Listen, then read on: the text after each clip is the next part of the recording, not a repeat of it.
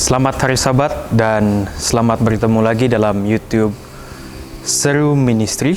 Kesempatan ini saya sekali lagi menyeru para penonton untuk berkongsi berkat ini dengan menekan like, share dan subscribe channel ini agar penonton yang lain juga dapat menikmati berkat dan pelajaran yang akan disampaikan oleh channel ini pada masa yang akan datang. Pada Sabat ini kita akan dilayani oleh ahli-ahli Pathfinder, dan saya juga suka untuk mengucapkan selamat Hari Pathfinder sedunia untuk kita semua. Doa pembuka akan dipimpin oleh Betnix Elixaus. Seterusnya kita akan dilayani dengan lagu istimewa yang akan disampaikan oleh Nadia Majitol. Laporan mission pula akan disampaikan oleh Gary. Selamat Hari Sabat semua. Mari kita berdoa. Tuhan Allah Bapa kami yang bertakhta di dalam kerajaan syurga, terima kasih ya Tuhan atas kesempatan pada hari ini yang Kau telah pinjamkan kepada kami, sehingga pada saat ini kami masih dapat meneruskan kebaktian kami kepada-Mu ya Tuhan. Bapa, pimpinlah kami dalam meneruskan acara kami pada Sabat ini, agar semua yang kami lakukan ini sesuai dengan kehendak-Mu. Semua ini ya Tuhan kami serahkan dalam tangan-Mu Yesus, Juru Selamat kami semua. Amin. Selamat Hari Sabat. Tajuk cerita mission kita pada Sabat ini ialah Akhirnya Bebas. Dari yang berasal dari negara Guinea. Cerita mission kita mengisahkan tentang Maria yang berumur 29 tahun. Ceritanya berbunyi begini. Ibu mengambil tindakan sendiri setelah gagal meyakinkan anak perempuannya, Maria, untuk meninggalkan Kristus. Ibu secara diam-diam memasukkan pil tidur ke dalam minuman Maria di sebuah restoran. Dengan bantuan adik perempuan Maria, dia membawa Maria yang tidak sadarkan diri ke dalam kereta dan membawa dia ke kampung halamannya di Guinea. Anak lelaki Maria, 5 tahun, Mark, datang bersama. Ibu adalah pemilik perniagaan yang kaya. Kompaun keluarga di kampung itu mempunyai rumah mewah, rumah tamu mewah, dan beberapa bangunan lain.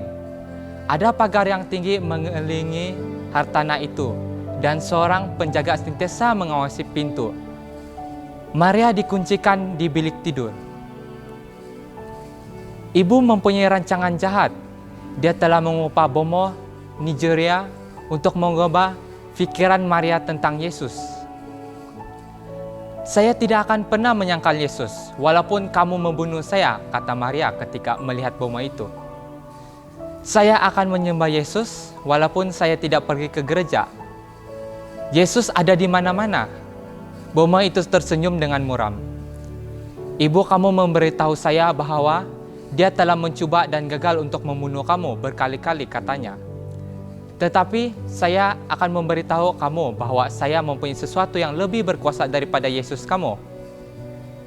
Dia mencampurkan serbuk aneh dengan air dan memaksa Maria untuk minum.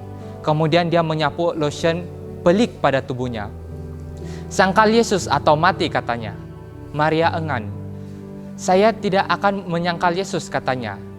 Ibu membantu tukang sihir itu. Suatu hari, ibu menyapukan serbuk pelik ke wajah Maria. Kudis-kudis muncul pada kulit Maria, dan pada keesokan harinya darah di sana sini di tubuhnya. Anak Maria, Mark, tidak memahami apa yang sedang berlaku kepada ibunya. Apabila dia melihat kudis-kudis di wajah ibunya yang sakit, dia menangis. Tetapi dia teringat berdoa bersama ibunya setiap malam sebelum tidur. Dia memohon adik perempuan Maria, Hajjah, untuk berdoa dengannya. Hajjah bersetuju, tetapi terlebih dahulu memastikan ibu tidak ada berdekatan. Yesus, tolong selamatlah Mama. Mark berdoa.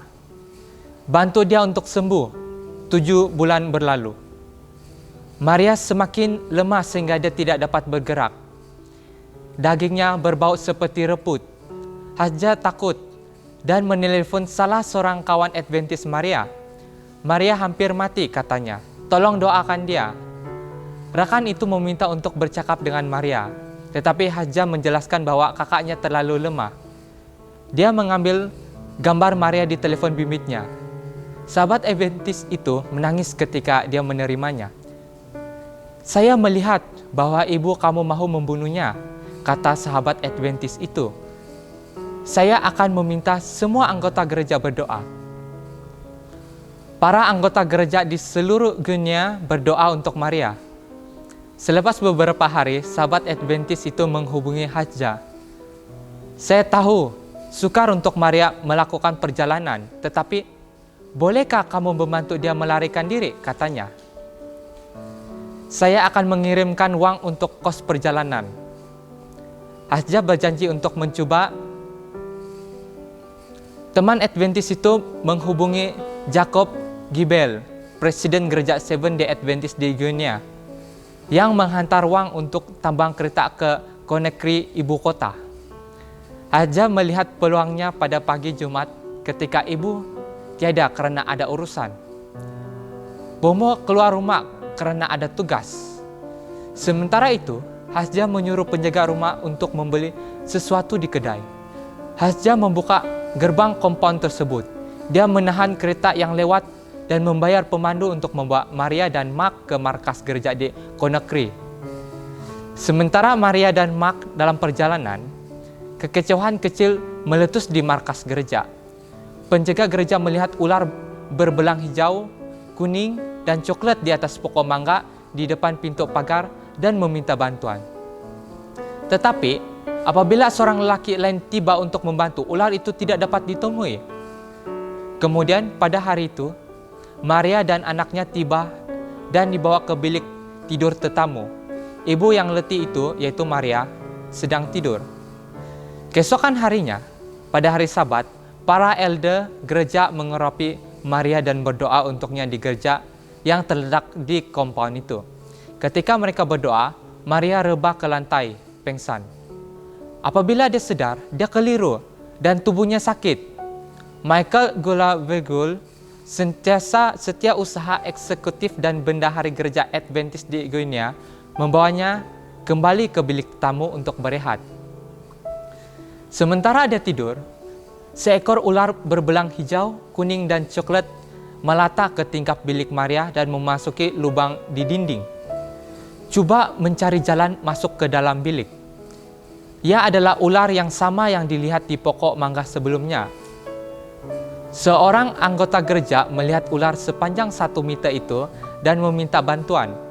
Orang ramai berkumpul di luar tingkap, coba membuat ular itu keluar dari lubang. Seseorang membuat obor dengan melilitkan beg plastik yang dilumuri petrol pada hujung batang kayu dan menyalakannya. Apabila dia memasukkan batang kayu yang menyala itu ke dalam lubang tersebut, ular itu melompat keluar dan jatuh menggeliat ke tanah. Michael melompat pada ular itu, menghancurkan kepalanya serta-merta. Beberapa jam kemudian, telepon bimbit Maria berdering dengan panggilan daripada nomor yang tidak diketahui. Dia takut menjawab, tetapi orang itu tak henti-henti meneleponnya. Jika mereka tak henti-henti menelepon kamu, ya pasti perkara penting, kata seorang teman gereja. Jawablah panggilan itu. Pemanggil itu adalah adik perempuan Maria, Hasja. Saya hanya ingin memberitahu kamu bahwa kamu mempunyai masa untuk sembuh, katanya. Saya tahu kamu akan beransur sembuh sekarang. Mengapa kamu berkata begitu? Tanya Maria. Dengar, kata Hasja. Adakah kamu mendengar bunyi ambulans? Ambulans? Apa yang berlaku? Kata Maria. Adakah sesuatu berlaku kepada ibu? Tidak, bukan kepada ibu, kata Hasja, tetapi kepada bomo dari Nigeria itu. Dia jatuh dari tingkat 2 rumah kita. Kepalanya terhempas ke tanah dan meninggal dunia serta-merta. Tengkoraknya pecah. Keesokan harinya, kudis-kudis Maria mulai hilang. Maria telah melepaskan segala-galanya untuk Yesus. Rumah mewah dan kedai yang berjaya, 2 buah kereta, dan kehidupan yang selesa. Ibu masih mahu membunuhnya, jadi dia dan Mark sedang bersembunyi. Tetapi kasihnya kepada Yesus adalah kuat. Dia berdoa untuk menjadi seorang misionaris kepada kaumnya. Saya mengimpikan untuk melihat kaum saya menjadi Kristen, katanya. Saya mau bercakap dengan mereka tentang Yesus. Saya tidak boleh menyimpan kebenaran ini untuk diri saya sendiri. Saya mesti mengongsikan berita baik itu dengan kaum saya. Gereja Seventh-day Adventist menghadapi cabaran besar dalam menyebarkan Injil di Guinea dan bahagian-bahagian lain di divisi barat tengah Afrika. Anda boleh membantu orang-orang seperti Maria dan Mark dengan memberikan persembahan Sabat ke-13 hari ini. Sebagian daripada uang itu akan digunakan untuk membina akademik Kobaya, sekolah tadika hingga menengah di Conakry, Guinea, di mana Maria ingin Mark bersekolah 1 hari nanti. Persembahan Anda juga akan membantu membina sekolah di Liberia dan pusat perubatan di Nigeria. Terima kasih kerana mengingati Maria, Mark, dan kerja Adventist di divisi barat tengah Afrika dalam doa Anda.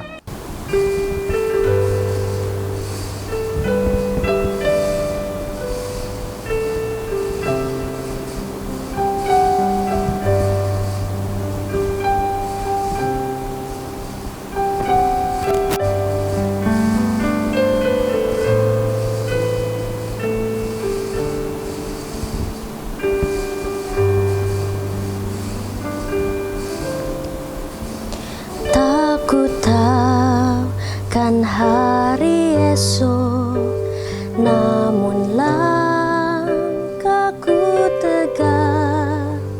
Bukan surya ku harapkan, karena surya kan lenyap.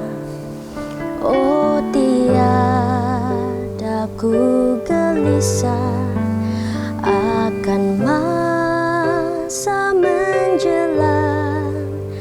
Ku berjalan serta Yesus, maka hatiku tenang. Banyak hal tak ku fahami dalam masa menjelang, tapi terang bagiku ini tangan Tuhan yang pegang.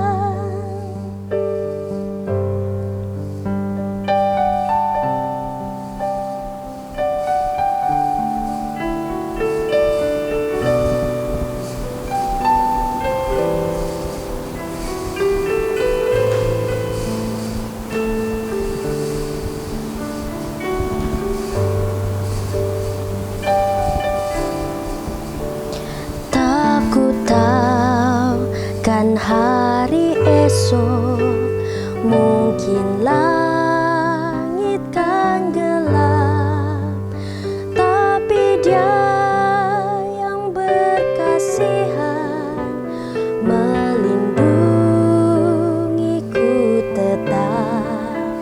Meski susah perjalanan, gelombang dunia menderu, dipimpinnya ku bertahan sampai akhir langkahku. Banyak hal tak ku fahami dalam masa menjelang, tapi terang bagiku ini tangan Tuhan yang pegang. Banyak hal tak ku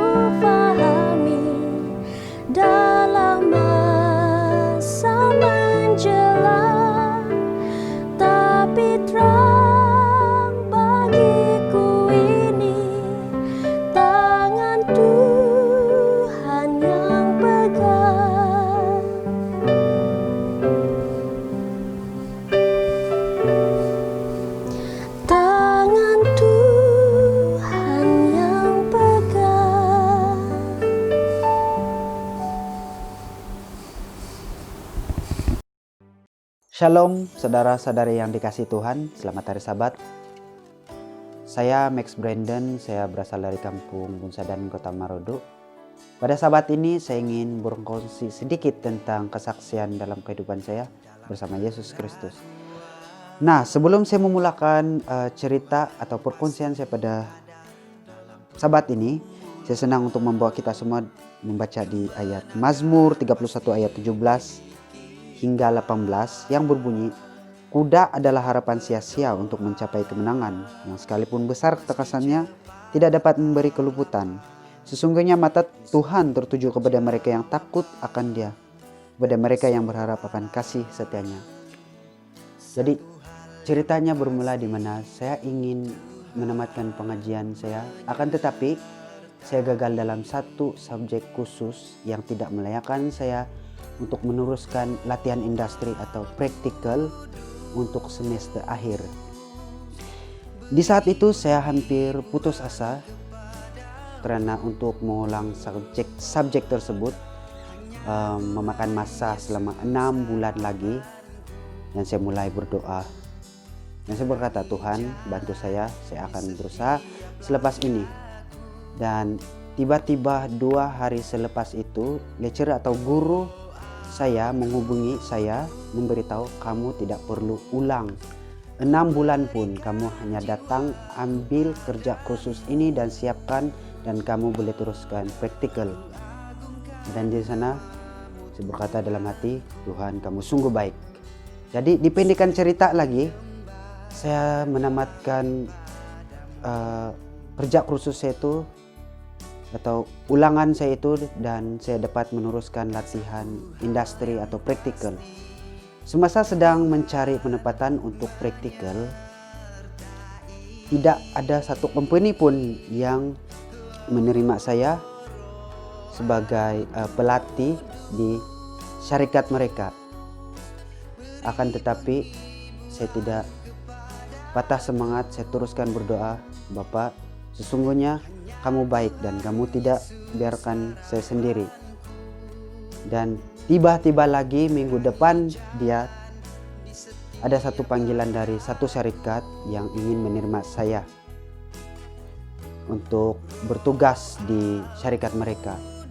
Dan pada hari pertama saya bertugas di tempat mereka, saya mendapat satu lagi panggilan, ada satu syarikat yang besar untuk menerima saya sebagai pelatih untuk praktikal di syarikat mereka. Dan saya berkata, wah ini lebih daripada berkat, dan ini lebih daripada apa yang saya pikirkan. Jadi Tuhan itu baik, Tuhan itu tidak pernah tidur. Jadi saya menolak tawaran itu karena saya sudah menerima syarikat yang pertama untuk saya meneruskan praktikal saya. Tapi akan tetapi saya tidak dapat teruskan praktikal saya dengan sempurna disebabkan perintah kawalan pergerakan, di mana saya perlu mengambil masa yang panjang lagi untuk meneruskan latihan industri saya. Tapi saya terus berdoa dan terus berdoa. Disebabkan masa yang diberikan terlalu lama, jadi bos pada syarikat itu ambil keputusan untuk mengambil saya terus bertugas di sana, terus bekerja di sana. Dan di sana saya rasa berkat yang melimpah-limpah. Dan saya tahu Tuhan tidak pernah tidur untuk teruskan menjaga kita, teruskan bersama kita di saat kita susah. Nah, sebelum saya menamatkan perkongsian saya pada hari ini, saya senang untuk membawa kita baca di ayat Amsal 3 ayat 5 hingga 6, di mana berbunyi, percayalah kepada Tuhan dengan segenap hatimu, dan janganlah bersandar kepada pengertianmu sendiri. Akuilah Dia dalam segenap lakumu, maka Ia akan luruskan jalanmu. Jadi begitulah cerita dan perkongsian saya bersama Yesus Kristus. Tuhan memberkati kita semua. Jiwaku padamu, ku agungkan nama Shalom, happy sabat sekali lagi. Lagu ini bertajuk Tuhan Menyertai. Lagu ini dibuat oleh saya dan digubah oleh kawan saya Marcelus Pangwin. Dalam keraguan, Tuhan pasti ada. Dalam pergumulan, kemenangan pasti milik kita. Tetap berdoa, meski cepat atau lambat, di setiap jawaban dan persoalan, satu hal yang pasti,